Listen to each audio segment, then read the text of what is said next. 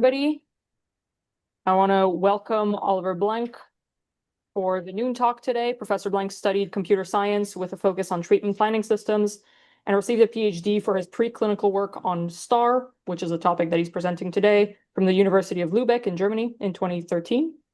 In 2024, Dr. Blanck finished his habilitation in medical physics on new developments in stereotactic radiotherapy at the University of Kiel in Germany as well.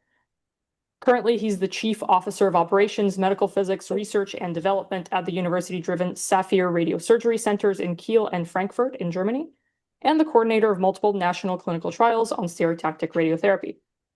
Furthermore, he's a board member of the working groups for stereotactic radiotherapy of the German Radiation Oncology and Medical Physics Societies, and the lead coordinator of the EU Horizons 2020 Stop Storm Consortium project.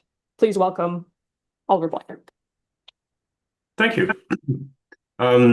Yeah, has been a fascinating story to treat cardiac arrhythmias with radiation. And as you all know, normally you'd like to avoid the heart as much as possible with radiation, but we had this crazy idea in 2008 to actually treat it on purpose.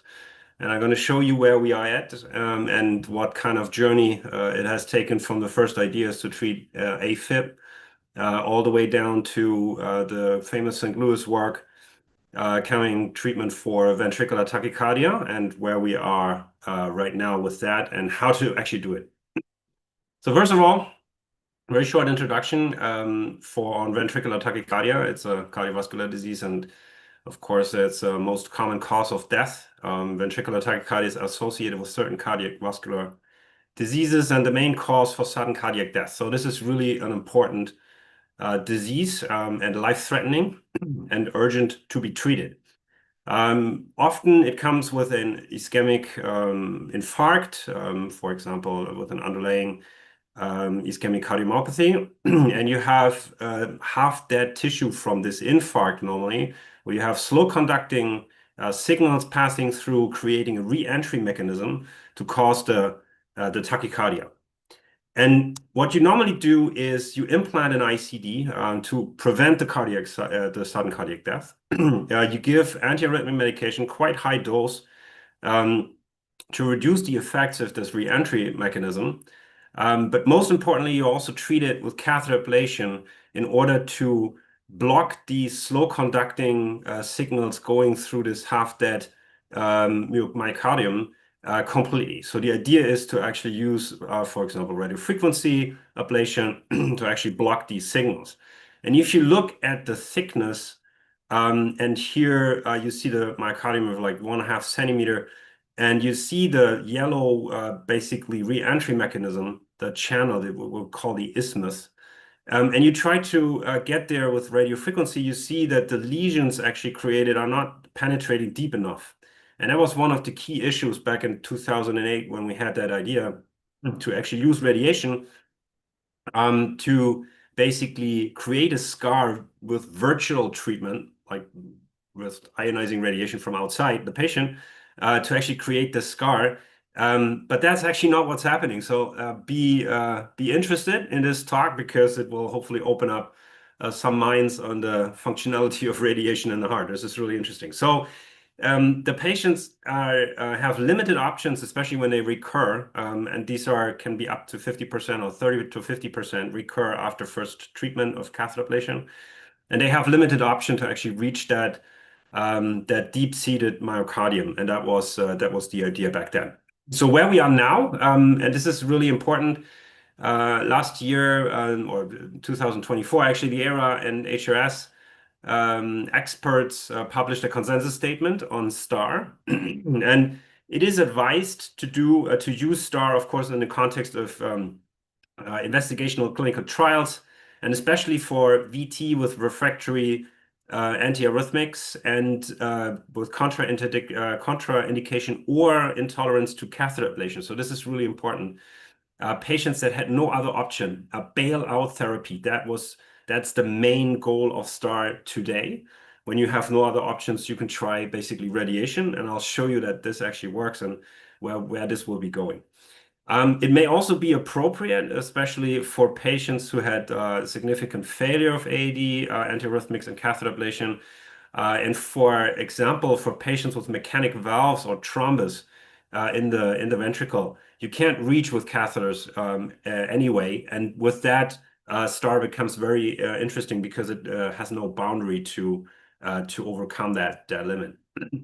The uncertainty, however, is, and this is really really important to understand, in patients with terminal end-stage heart failure, it's really unclear how the radiation works there. The role of STAR for acutely recurrent VT, for example, in STORM, is unclear. And the optimal strategy, basically on what kind of dose we need and what kind of technique we need, is really also unclear at this time.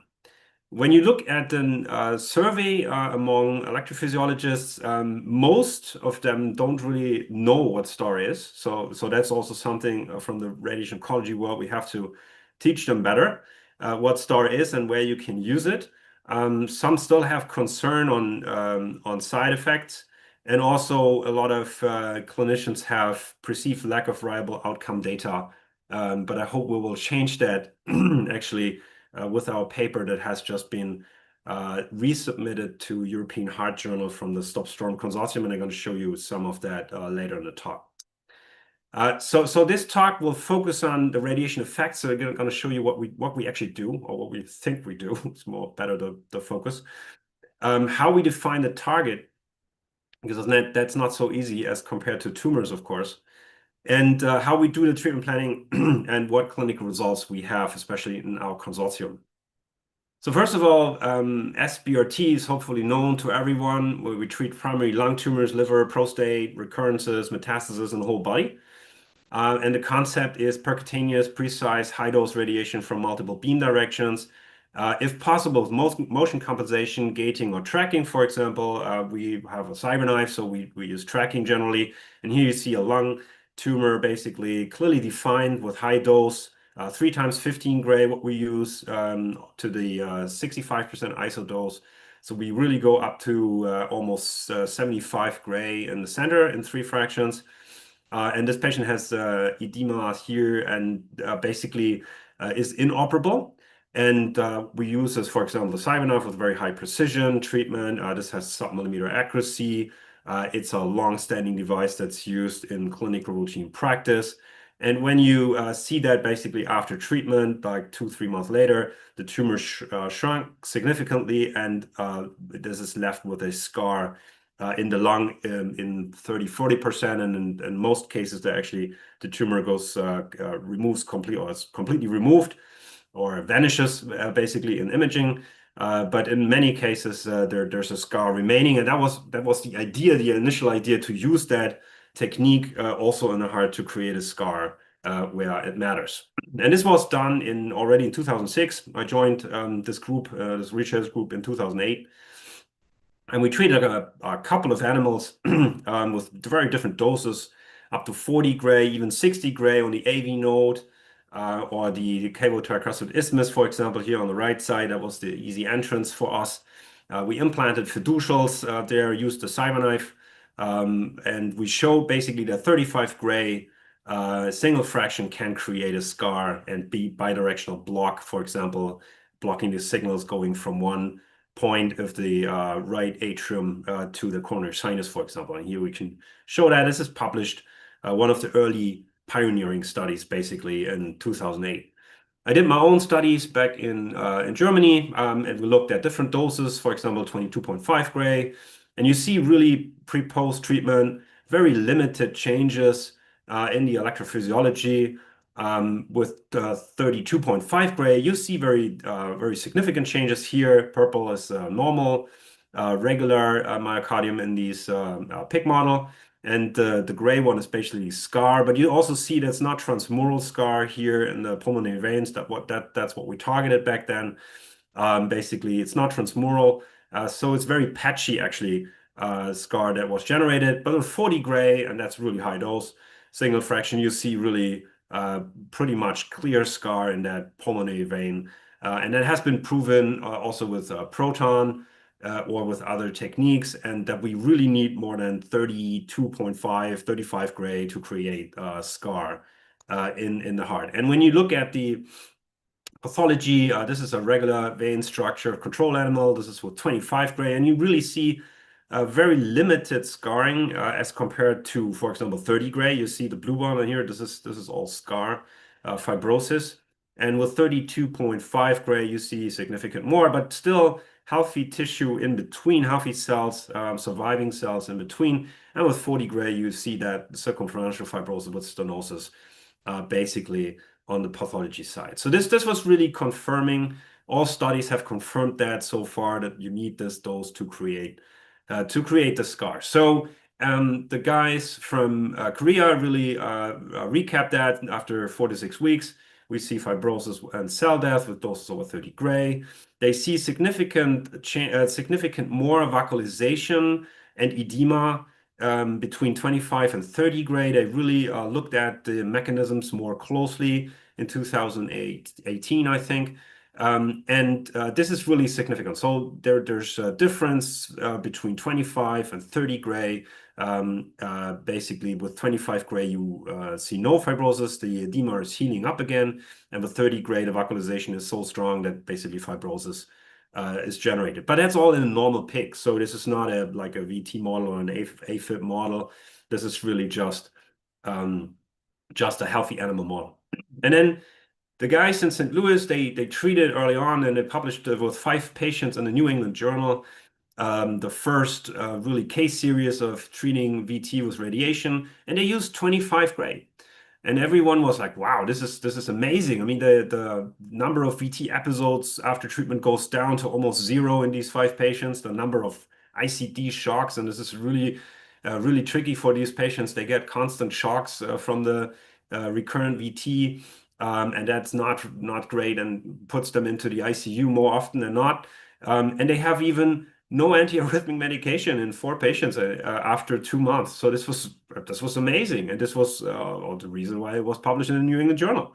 And the number of ICD anti-tachycardia pacing treatments also goes significant down after this treatment, but it's 25 gray. So that's not scar. This is not creating a scar. So this was astonishing when we all published, like, hey, we need 32.5 gray for creating a scar in the heart. And the guys in St. Louis was like, yeah, but we have these clinical facts. This is fantastic. So what is actually happening? And that's was the main cause from the group in St. Louis to actually look at that. They've published over 10 papers by now on these concepts of what's actually happening on the radiation biology. And one of the main drivers seems to be that the radiotherapy with 25 gray or 20 to 25 gray is inducing electrical conduction reprogramming without fibrosis. And they showed that in a small animal model, in a rat model, and a mouse model. And they saw basically that the natrium 1.5 and connexin 43 proteins are upregulated after the radiation. Which caused a conduction velocity increase, and basically the slow conducting signals were accelerated to actually reduce the VT, which was completely the opposite of what we tried to do initially. And no fibrosis is created in that. And this seems to be a long-standing effect also over 42 weeks here in this model. And it seems to be also with lower doses from 50 to 20 gray also happening.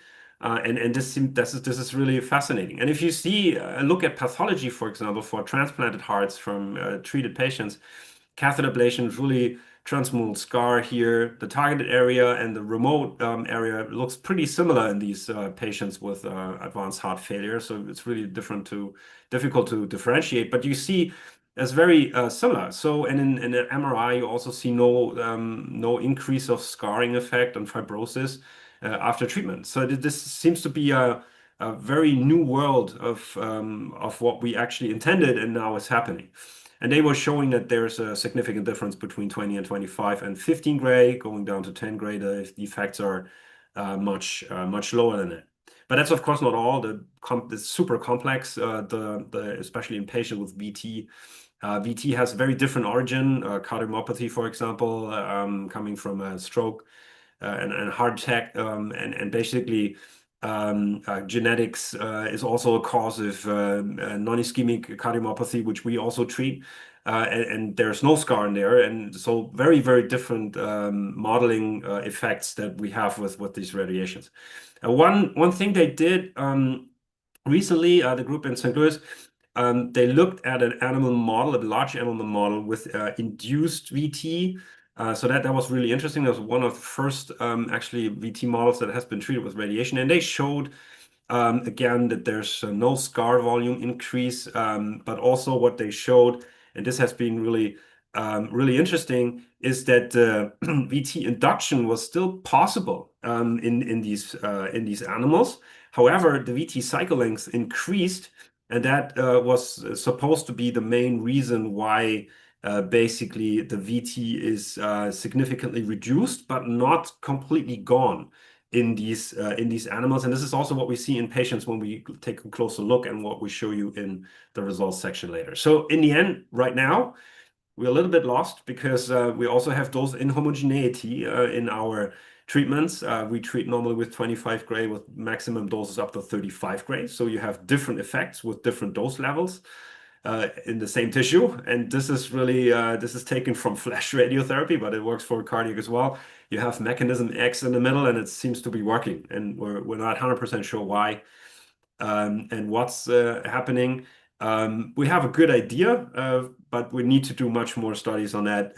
But the clinical effects are amazing, and I'm going to show you that later. If you want to read more, the Balaji critical review on the Red Journal recently published is very good, and I can only recommend reading that further. So what do we want to treat? And that, like, how it works is still a little bit obscure, but what do we want to treat? Maybe that's a better question. So the bottom part, the treatment planning, design, treatment delivery is something we all do on a daily basis. Treatment planning CT, treatment planning, quality assurance, and then delivery with a linear accelerator. This is standard practice, especially in thoracic SBRT for lung tumors. But when you come to the heart, you need to include cardiac motion. I'm going to show you what that problem will cause.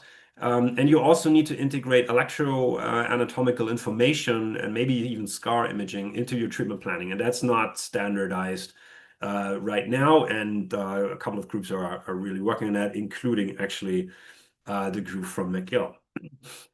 So here is the electrophysiology map. It's coming from catheter inside the ventricle. It's basically a thin layer, a shell, if you want to say, of measurement points along in the interior or outerior side of the ventricle, depending if you go epi or endocardial. And then you take basically the electrophysiology information, polarization maps, for example. There's different techniques to capture these information, but it's a surface. So you need to somehow register this surface, which is in a mesh format, not in DICOM format, which we use in standard radiotherapy. You need to somehow match it to the treatment planning CT, which is really not trivial. But also the question is, what do we want to treat? So do we want to treat, for example, the whole scar with radiotherapy, or do we just want to treat the conducting channel, for example, the isthmus here? And even the cardiologists are not sure what of these two approaches are more appropriate, and especially for radiotherapy, if we don't know how it's working specifically, we're also not sure. And if you ask 5 different cardiologists, you come up with a mismatch of almost 100%. So it's really at this time still not clear what we actually want to treat, and that is interesting and opens up a lot of thought for discussion, of course.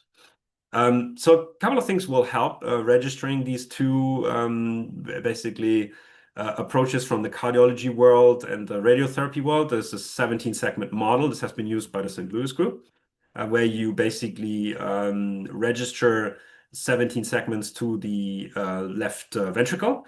And based on these segments, you can nicely say, for example, in the ECG, segment 12, 11, and 16 are involved. Or from ultrasound, for example, when you make scar imaging here, you can do that, and then you can basically say, okay, well, 13 or 16 is involved, and then you treat this whole segment.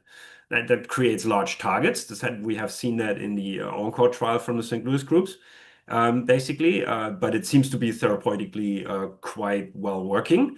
On the other hand, when you try in a more precise approach in terms of electrophysiology measurement, you can also register these maps, and Stefan Hohmann was one of the first actually to integrate that to create a tool in Slicer 3D to register these electrophysiology maps with the cardiac CT, basically with contrast.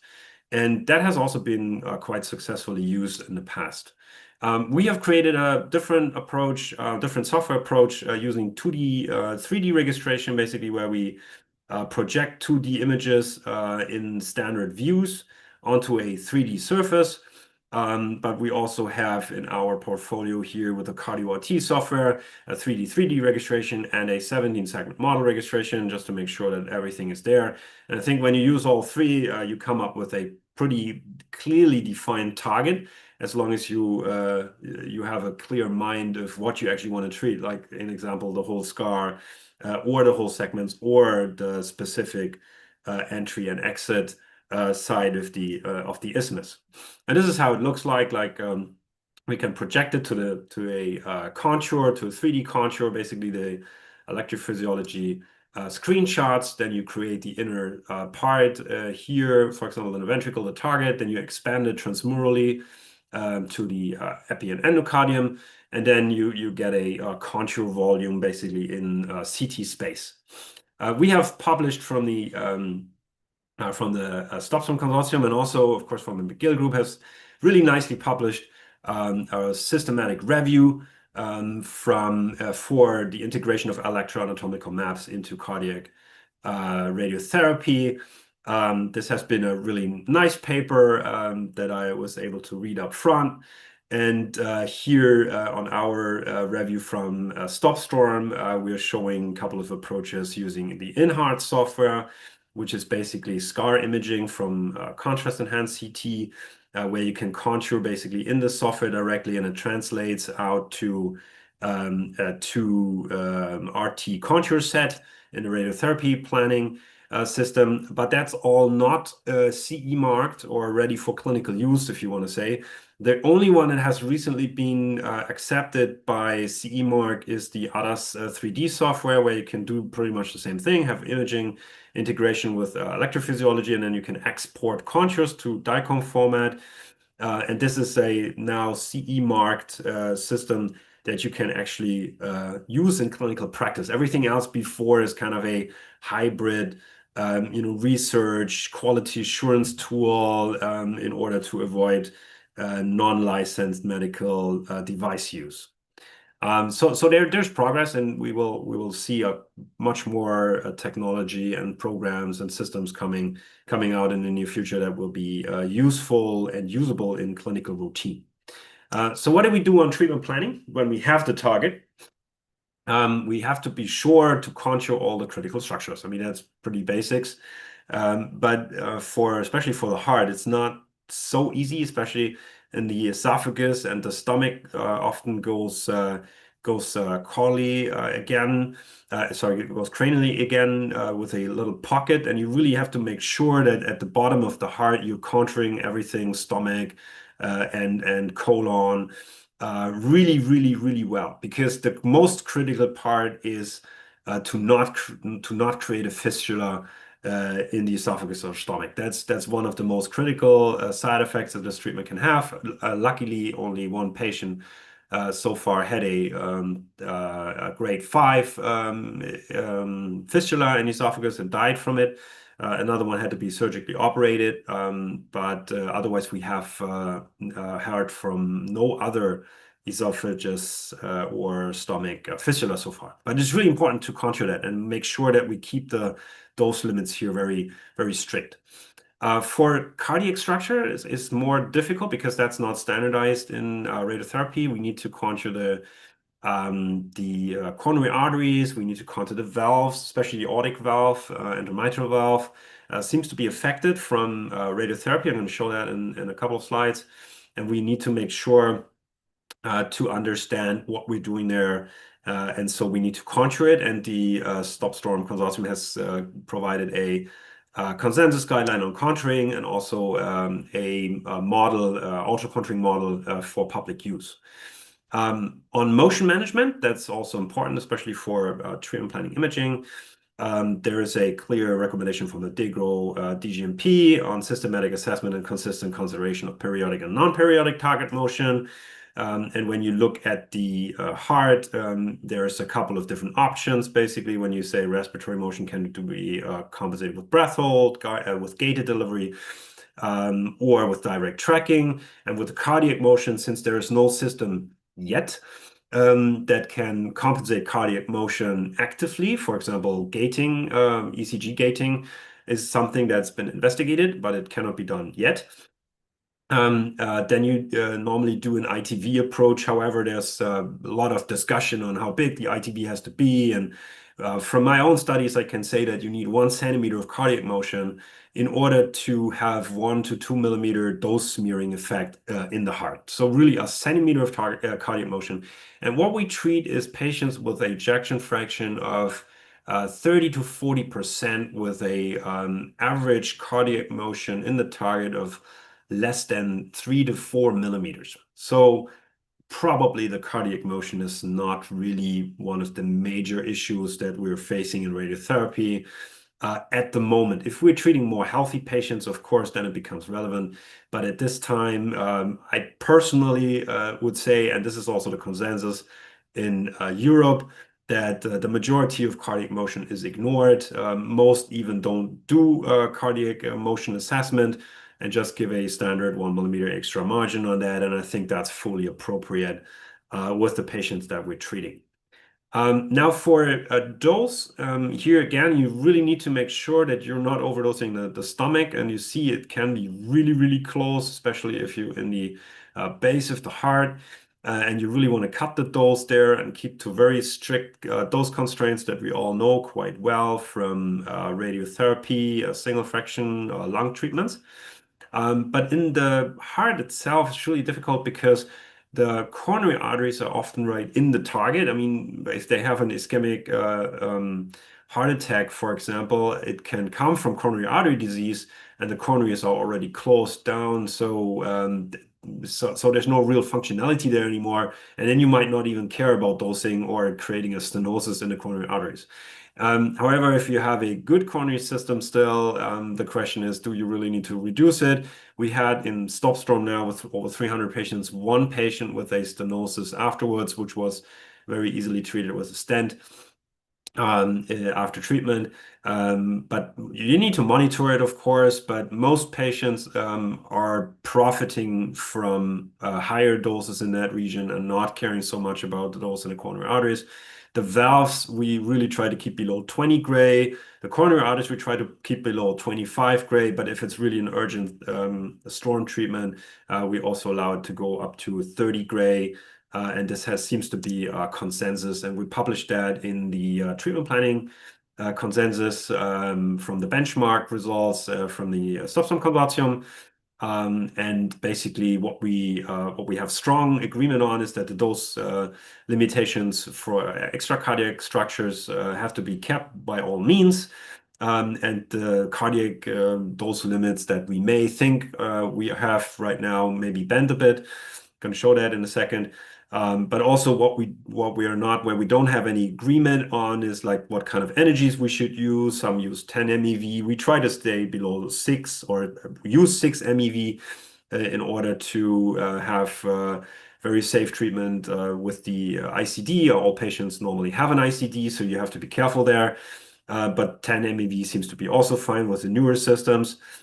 In the Netherlands, for example, in Germany, we have a strict limit of 6 MeV for these treatments.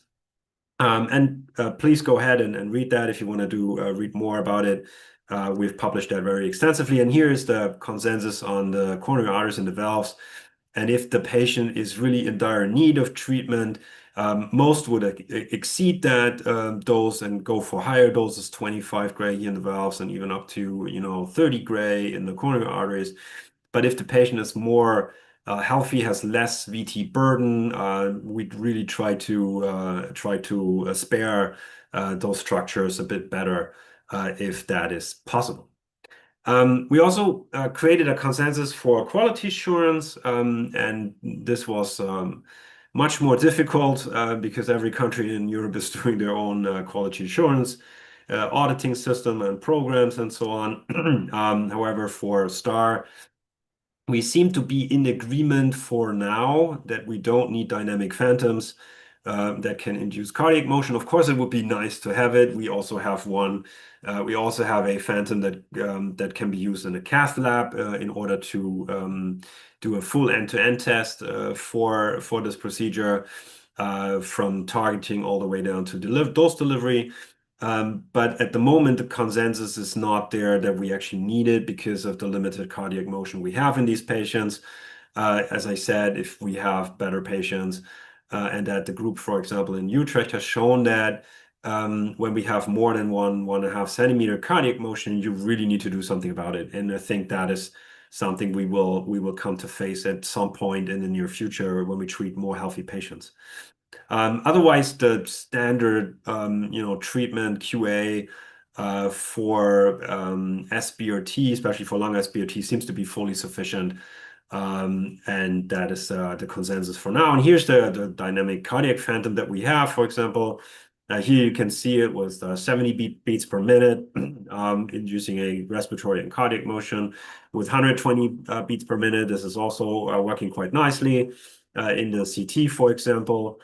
And then we have the rod basically here from that system where we can introduce a film, where we have a little shallow shaft, where we can introduce a catheter to do measurements, not electrophysiology measurements yet. We're working on that. And also we can put in a diode basically for dose measurement. And this is really a nice development. We're now using 3D printing to print very different targets and all kinds of structures in order to test different scenarios and stress out the cardiac systems. Because when you do the electrophysiology map, the patient is also breathing and the heart is beating, of course. And many systems don't work well with the motion compensation strategy. So the maps from the electrophysiology are generally bigger than the heart in the imaging. When you take a really good ECG-gated contrast-enhanced cardiac CT and compare it to the electrophysiology map, the map is normally a little bit bigger. This comes from motion artifacts, and this can be really nicely tested with these phantoms in order to see how much impact that has. And we're going to hopefully publish that soon, and hopefully can introduce also electrophysiology in that phantom better. Here is a measurement in a cath lab. I have a catheter there in hand and then trying to do the electroanatomical mapping while the cardiac phantom is moving. This has been quite a development. It was really interesting. And here we see basically the respiratory motion tracking and the cardiac motion you see here as an offset to the linear model of the respiratory motion. And when we treat that, for example, with the CyberKnife, we don't treat patients with the CyberKnife, to be honest. We normally treat them with a linear accelerator when we do, for example, gating. Because it's much quicker, the CyberKnife takes a long time. But of course, when you treat phantoms like this with small lesions, that's also something really interesting for the medical physics group in my department to play around with.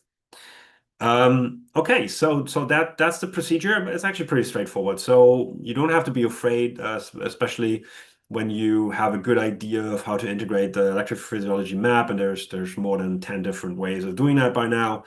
And otherwise, the routine practice is more or less the same as standard thoracic SBRT. Now, coming to the clinical results, and here it gets interesting because you're going to see some results that has not been shown yet, especially from the Stopstone Consortium. This was our first case in Germany in 2018. A patient was in the ICU, had consistent VT storm also. The septum was around 2 centimeters, almost 2 centimeters big or thick because of the heart was larger than usual from hypertrophic cardiomyopathy. Catheter ablation was deemed not effective because of the deep-seated target, basically. The isthmus, the channel of the VT was very deeply seated and was deemed unreachable with normal radio frequency. And we treated this patient very quickly within a couple of days, actually, from initiating this all the way to treatment here under ECG surveillance with 4 arcs, and we did a VMAT treatment. No, actually, sorry, we did a dynamic conformal arc treatment because we wanted to reduce the interplay effects at that time, and we really wanted to have a solid treatment plan for this. We're now doing this all with the VMAT or rapid arc. But at the beginning, we really wanted to make sure that we're covering everything. We'll use a little bit bigger margin. And the treatment was done by a very large team now. We're doing it with our standard team in the radiotherapy department, and the cardiologist is normally only on standby. At the beginning, we had 2 cardiologists there to make sure that this treatment is going well. By now, it's more clinical routine practice, and we even leave the ICD on. There's also going to be a consensus on that coming from the Astro consensus group, which I'm working on right now, that we can leave the ICD on during treatment, and that we only have to do monitoring during treatment. So this was very exciting at the time. Now it's more clinical routine practice and not so exciting anymore. But every patient is of course different. We see that in our consortium. We see that in our Raventa trial in Germany. Every patient is different. It's not like prostate radiotherapy where the prostate is more or less the same in all patients. And we created in 2019 already a consortium in Europe from Joost Verhoef from Utrecht at the time. I took over the project in 2024 because Joost went to Amsterdam, and we took over the project to Kiel. And we now have more than 50 partners in the consortium. We actually have 66 publications in our Sonoro community repository. So if you want to read more about that, that's quite a large number of papers that we have there. And we are in the final year of this project. And this has been quite interesting. So this was the initial publication where we looked at patterns of practice. This has been recited 44 times in 2 years, so really, really interesting. And we also did a very early systematic review on that, on early patients and animal experiments. And we already showed there that we see more than 85% reduction in arrhythmias. And that was 2021. So that was really early that we had already encouraging results. And when we look at more recent data from, for example, our study in Germany from the Raventa trial, 20 patients and 6 centers, and you see here 20 patients were treated in 4 years. So it's very, very limited number of patients. We treat about 1 per quarter, maybe 1.5 a year. So 2 to 4 patients a year. They normally come in clusters, so we treat, sometimes we treat 6 months, we don't treat any, and then we get 3 at a time. So that happens too. But what we could show with the Raventa trial, with the according those limitations that we also published, is that we created only 1 possible treatment-related grade 3 side effect in the first year after treatment. So that was really good. And let me show you the results. We've published so many papers on that, on the technique that we're using. But basically here, these are the patients. They're predominantly male, 64 years old in median, but coming from 50 all the way to 80. Ischemic and non-ischemic cardiomyopathy is 50-50, and this is also what we see in STOP-STORM. Prior catheter ablation 0 to 8, so all the full range of patients with artificial valves where we can't get to. And also the ejection fraction is normally around 30%. The target volumes is smaller compared to the US groups. They've treated much larger lesions and scar volumes, for example, especially in ischemic patients. our biggest lesions go around 100 milliliters.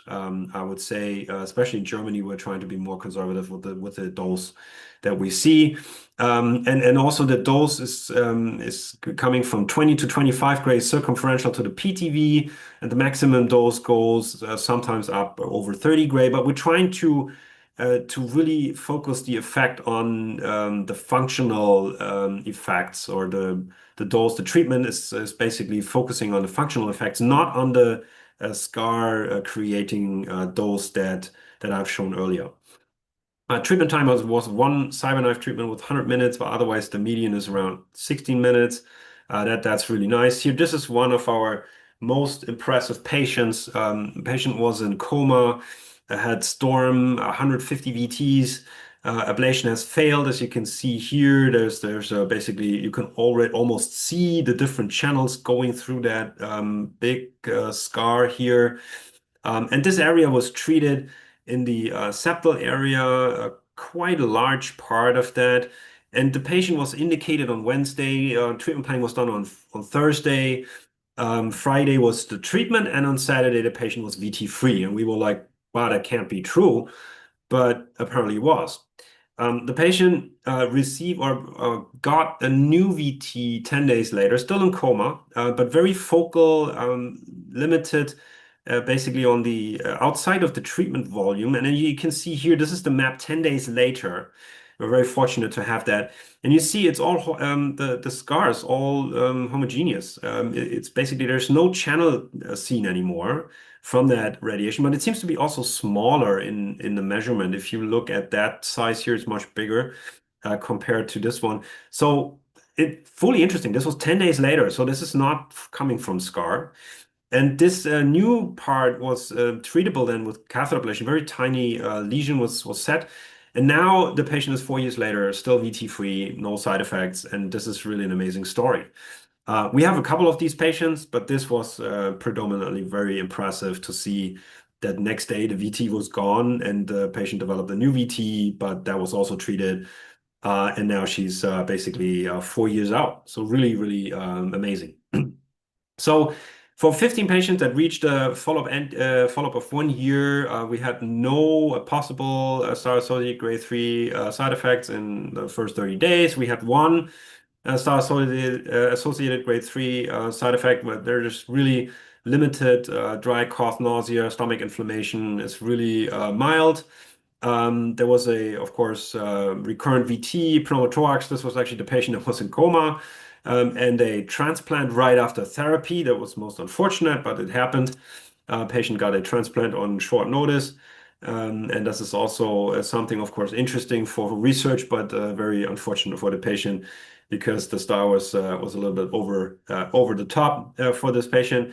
And long-term related side effects: fatigue, mitral valve insufficiency, progression, pericardial effusion happens more often. Pneumonitis does happen, and the progression of the heart disease itself requiring a transplant. That was actually the grade 3 side effects from STAR. We saw that progression of heart disease right after treatment, and we couldn't distinguish out between natural cause and actually effect of treatment at the time.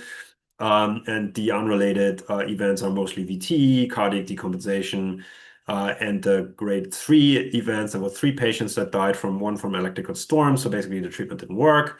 Progressing heart disease and hemorrhage that we noticed. And here you see the pericardial effusion that can happen after treatment, especially if you treat the lung heart border zone here with higher dose. This is something that can happen, maybe require drainage in some patients. That's what we've seen in stop storm, for example, or the typical radiation pneumonitis that you see. However, most of them are grade 1 and only seen in imaging and not requiring any steroids or any further intervention. But we see that more and more often, especially when we treat larger lesions. And it's, by the way, nicely correlated with the 50 Gray isodose. We see no change in ejection fraction, so that's good. So whatever we do with the cardiac radiotherapy, it's not causing any further damage. And in some patients actually going up, especially in ischemic cardiomyopathy patient goes from a 20% average to a 30%. That's quite an increase, 50% increase in ejection fraction. That's really good. And the effectivity we see in around 14 to 15 patients here are VT-free at 1 year, 10 without further intervention. So in 10 patients really worked extremely well. Here you see the patients that were treated with shock after treatment. And actually, patient number 3 is the one that I already showed, the one that's been quite impressive. And it looks like this failed, but this was a new VT, as I've shown in the pictures. And the patient is now 4 years later still VT-free. So this is also for us a little bit difficult to distinguish because these patients will have VT still, but significantly reduced from the radiotherapy. And here are the local failures. Overall, these were 5, mostly in non-ischemic patients. And when we separate that, you see the ejection fraction in the ischemic patients go up. And in the non-ischemic stay pretty much similar, but they were already higher than the ischemic group. These are the 4 recurrences, local recurrences, basically from the non-ischemic group. This was the only recurrence from the ischemic patient. And here it's really difficult because 2 of these patients had mitral valve artificial mitral valve, and we couldn't access with catheters. So the actual electrophysiology information is really limited, limiting the targeting also and what we actually want to treat. So it's not super easy to do that, especially in these patients when they have a thrombus or a mechanical valve. In terms of meta-analysis, this was published by Gupta just recently. They showed that basically over 21 studies, and we have around 22 studies published and 22 meta-analysis published. So if you want to publish a meta-analysis, this is the right time. There seems to be still value in that. But there's some good meta-analysis like this one, where they showed that basically the post SBRT is favored in terms of VT episodes, ATP therapies, and shocks, so it's significantly reduced. Overall survival in these patients is around 75% 1 year. So that's really good. However, the VT-free survival rate is around 30% in these patients. So they will all have VTs afterwards, or the majority. But you have to be aware that there's a delayed effect of the radiotherapy, and also there's a recurrent effect coming from underlying heart disease, so new VT, and also the problem that we have a so-called blanking period. Electrophysiologists don't really like that, with 6 weeks, as we say, for the radiotherapy effect to kick in. However, this effect is a little bit unclear. So depending where you set the blanking period, you get more or less VTs, and this measurement is really, really difficult in terms of what was effective and what not. And I think we need to do better in describing the treatment outcome. And this is what we try to do with STOP-STORM. We have now more than 300 patients registered. We also published a meta-analysis on clinical trial data, but based on the data, not on the published results. And we see around 10% grade 3 side effects from this treatment, around 20 to 30% recurrence-free 1 year survival, as I said. But 60% of the patient have at least 95% VT reduction after treatment. So this is really good. And 90% of the patients have at least 50% VT burden reduction, which actually gets them out of the ICU and hopefully back home in most of the patients. And this is something we have not shown. This is something we are currently under review in the European Heart Journal. There are interim analysis on 193 prospective patients.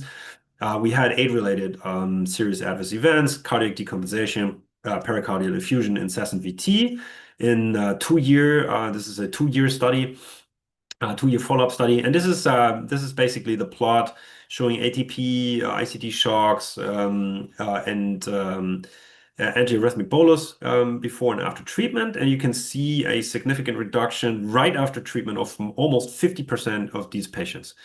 So right away, without any blanking. And if you take the 6 weeks blanking period into consideration, you see almost 70% of the patients have a significant reduction, if not complete reduction of VT burden.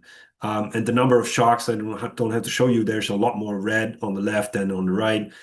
In some patients, and around 20% of the patients, still does not work.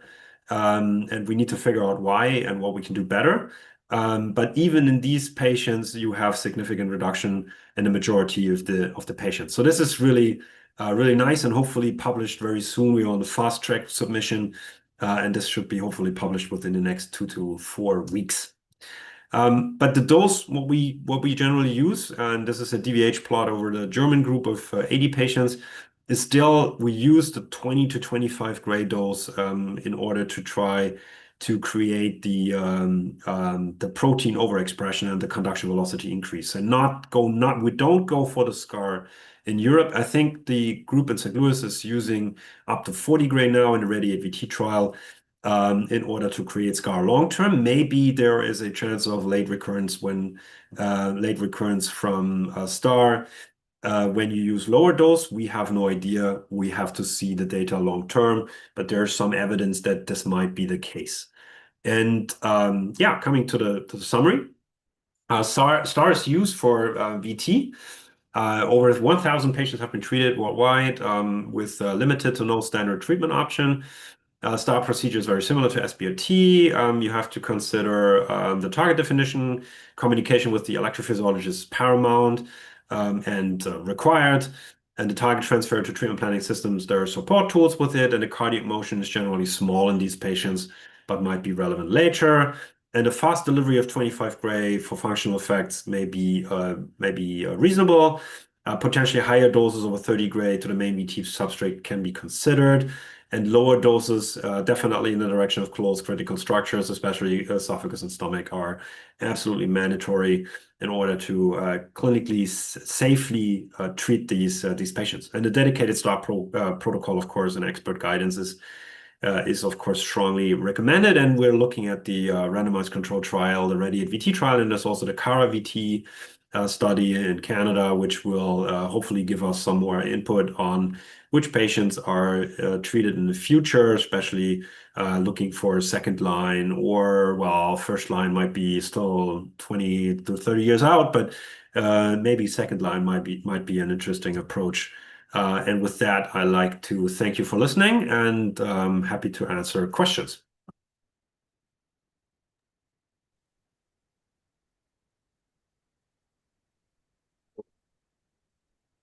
Thank you, Professor Blanck. I'm just gonna, yeah, there you go. If anybody has questions in the room or on Zoom, please feel free to share those. Otherwise, I do have multiple questions that I'm very excited to ask. So the Please. floor is yours. No? Okay. You mentioned briefly that you were very interested in treating patients who were less sick than the patients you're currently treating. Yes. My understanding is that the patient... Not interested, but the question is coming from the randomized controlled trials. So they're treating patients that are eligible for catheter ablation because it's a randomized controlled trial against catheter ablation. And so these patients, by definition, are less sick in terms of they can undergo catheter ablation, which we at the moment don't treat. And normally this comes with a increased ejection fraction also. However, the RADIATE-VT trial itself has a limit on the ejection fraction coming from the FDA. They required, I think, 35% at maximum. So there also the cardiac motion is not super relevant yet.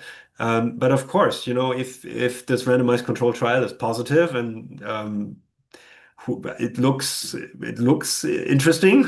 I can't say anything about the results because I don't know, but the scuttlebutt is good. Let's say it this way. And yeah, I mean, yeah, this we might face more healthy patients with better ejection fraction at some point where the cardiac motion will play a role. Otherwise, we need to increase the margins too much, and I think then we're reducing our capability of focusing the radiation specifically. So we need to look into that for sure. Right. So you would at some point be kind of hitting the trade-off between... Yeah, for sure. Yeah, between the target definition and yeah. how much you can treat. Okay. And you have to look at it individually. So the more healthy the patient gets, I mean, you see that The clinicians will see the patient, and if the patient is not in ICU, maybe it's even the patient is treated as an outpatient procedure, which is already done in the US. In Europe, we're trying to do this more inpatient, also because of reimbursement. But as outpatient treatment, for example, and the patient is not in storm or in the ICU, and the cardiac motion is generally much better for these patients. And when you go over 1 centimeter of cardiac motion, then you might need to add 3-4 millimeters of margin. But this might be quite a significant volume increase, especially when you look at the risk of pericardial effusion and pneumonitis, right? So you really want to keep that margin to the lungs small, and that becomes relevant. So ECG gating is absolutely. I mean, there are groups working on that for sure. On the topic of kind of consensus, and the whole point of Stop Storm, to my understanding, was to create these consensus statement and harmonize the practice. Seeing as there's some statements that still don't have a lot of harmonization or not a lot of agreement between centers, what do you think is your perspective on forcing centers to follow certain practices, or kind of following what each center is doing individually and waiting to see if the basic science catches up? Kind of what is your perspective on the actual harmonization, the act of it?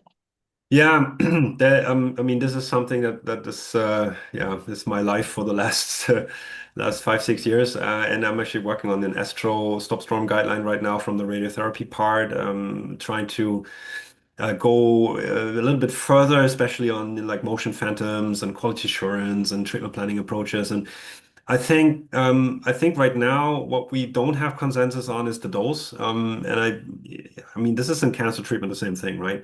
Some use 48 gray and 4 fractions, some use 45 and 3, some use 50 and 5 fractions for lung tumors. And then some use a little bit more a homogeneous dose distribution. Some say, well, we have to go to 60% isodose or 80%. Or, yeah, I think in clinical practice, this is exactly what we're seeing. And I'm not sure that's bad or we need to harmonize it, because at this time, really nobody knows, right? Nobody knows what the minimum dose should be or the maximum dose should be. There are dose escalation and dose de-escalation studies. There are dose intensifying studies with a integrated boost concept, or just acceleration or increase of dose and also decrease of dose. And it's the same thing. It's even prostate radiotherapy is the same, right? They go there's studies with a integrated boost and going down with a marginal dose. The same studies are running, and I think in the long run we will know, we will understand. But I'm not sure if we have a good dose concept at some point, it will be fine for every patient. Non-ischemic and ischemic is very different. For ischemic patients, the lower dose seem to be working pretty quickly and fine. But long term, you might need higher dose to actually keep the scar or create the scar, actually. So yes, it's super difficult. And I think right now, the majority of patients are treated with an ITV approach, like a complete ITV, and not even using gating techniques or tracking techniques. Yeah, I think when we go to have more healthy patients, it will come automatically to follow the guidelines or best practice examples than we do right now, because these patients, especially if they're in coma, they're sick, you just treat them and hope it helps. And I think and when it does, then it's great. And nobody's looking at the method, they're all like, wow, this was crazy and you did it and it worked and you saved the patient life. So I think it's really, really hard right now to come to a conclusion, especially since like in Raventa, we had 20 patients and everyone was different. The underlying treatment history, the underlying disease, everything was different. I don't think we can find 2 patients alike. And harmonization with that is extremely difficult. We have 19 clinical trials in StopStorm registered. So StopStorm is a registry by definition, and 18 or 19 clinical trials are registering their clinical data into this. And even the harmonization in these clinical trials is Oh, it's crazy. So yeah, I think the next 20 years we have a lot of discussion to do and a lot to work on until we find the right method. Yeah, of course, it's a very dynamic field. We are at the hour, so I will ask if anybody else in the room or on Zoom has any further questions that came up. Kind of give them 5 seconds. Okay. So with that, let me show you the room again. Thank you very much for your time, and I would like to offer a round of applause to Albert Blanck. Thank you. You can, of course, ask more questions if you like, right? I can happily stay on. If you have more questions, just feel free to ask them. Did you have any more questions? Well, I had a question, but you kind of answered it before. That's why I said. Perfect. I know you hear me correctly, yes? Yes, absolutely. My question was about minimum dose. You showed that 35 gray or so creates a scar, so we know that we have a limit here, but we don't have a minimum dose limit for a clinical effect. And we see, you showed 20, but between 20 and 25, but maybe even 15 would be a solution, right? Yeah, we do have some data on that. A colleague of mine in Lausanne, they treated a couple patients with 15 gray that did not seem to work as well. So I think there's and we also have to consider the dose smearing effect from the respiratory motion. So many treatments come from or are done by ITV approach. And if you have the dose smearing effect and one is saying, okay, well, I'll treat this patient with 25 gray, and it is probably not 25 gray if you have a larger ITV from respiratory motion, right? So it's more like 20 gray. So I think if you really look down at and look at the accurate treatments using gating or something, when you go below 20 gray, you start to see significant differences. That it's a feeling right now, but most of the treatments we have seen with lower doses don't work. So we will have a consensus. Maybe I'm jumping ahead of myself, but we are working on a consensus, and I hope we'll get the consensus there that right now, outside of clinical trials, we should strive for the 25 gray prescription dose with a critical structure reduction to 20 gray. That will be the current consensus because I think all the data is right now pointing at it. Thank you. Okay. Thank you very much. I think that's the end of questions for today. Have a nice rest of your day, and Perfect. have a Thank nice you. weekend, everybody. Bye-bye. Thank you. Thank you. Have a nice weekend. Thank you. Bye. Do I need to end the stream first?